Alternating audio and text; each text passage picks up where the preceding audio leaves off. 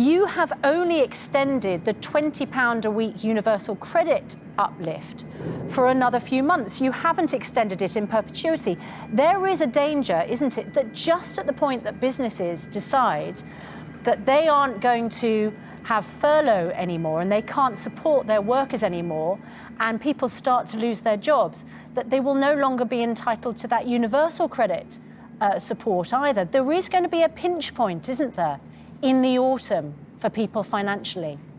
Well, actually, if you look at all the different things we're doing, they all happen at different times throughout the year. The universal credit uplift has been extended in full for 6 months. That's well beyond the end of this national lockdown. Remember, it was put in place temporarily last year when we entered the national lockdown. Obviously, we've had restrictions for longer than we would have liked, but the national lockdown will end and the universal credit uplift will continue well beyond that through to September as well. But it's important also to remember that's just one of the things we're doing to help those who are in low incomes over the course of this next year and beyond. The national living wage. Right, if you acknowledge, no, sorry, I just want to finish this point about universal credit. If you acknowledge that people need that £20 a week uplift, and if you acknowledge that furlough is going to end at the end of September, and inevitably some people are going to lose their jobs at that point, why couldn't you extend that benefit for longer? I mean, why would suddenly people not need that £20 a week extra?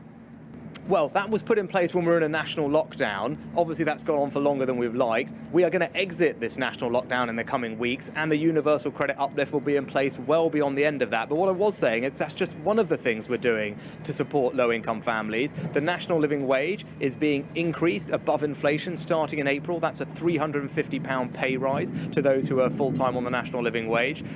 Also, we're providing a lot of support for those vulnerable families who need help with their rent payments through something called local housing allowance. That's £1 billion of extra investment next year. It will help 1.5 million families, about £600 each. We're also providing 3.5 million families with 150 quid to help with their council tax bills. And what is really important as the economy reopens, that we focus our attention on giving people the opportunity to get new jobs and to get better jobs.